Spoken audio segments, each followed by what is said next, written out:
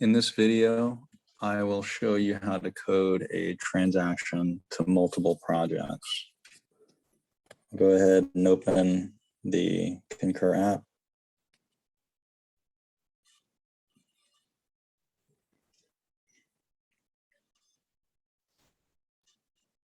I see that there's one available transaction in the expense listing.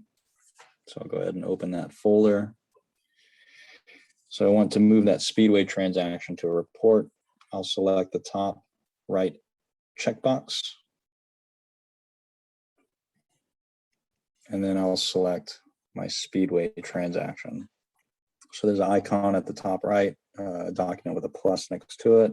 And go ahead and select that, which will take me to my list of unsubmitted reports. There should always just be one out there. Go ahead and select that. And you'll see that the transaction that I'm trying to move should disappear from the listing. I'm going to back out of the expense folder by hitting the arrow at the top left. And then I'm going to go into the expense report listing. And you'll see, you should see one unsubmitted report. I'm going to go into it, the 810 report.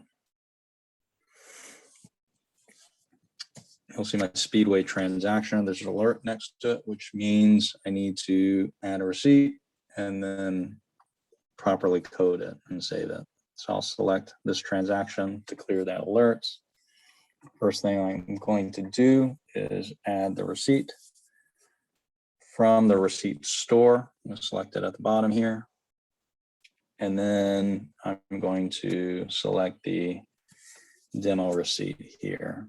If all looks good, go ahead and add it to the expense. Hit that button at the bottom. You'll see it attached to the transaction. I see that the expense type is already on project cost because I want to attach it to a specific project. I'll show you where I found it.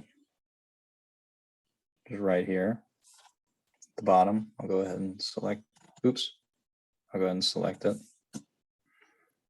And for project cost, that hits multiple projects, there's a special code. It'll basically be that first option, 001-multiple projects. If for some reason you cannot, it doesn't show up as the first choice, you can search for it. I'm gonna go ahead and type in 001 so that it pulls it up. So I'll go ahead and select it. And even though this is multiple projects, you'll still need to select a task code. I'm going to hit 900 other. And then right below it is the cost code, PRJ in parentheses. You'll need to select one of those as well. I'll select the first choice, hotel, THT. And then I'm going to go ahead and save this transaction. Now, once all that information is saved, we want to allocate it to different projects. So there's a icon at the top right, those three dots. We're going to select that. And then we're going to select the second choice, which is allocate. And so we're going to add an allocation by selecting the plus icon at the bottom right. And where it says project code, I'm going to go ahead and open up that field and then type in my project code.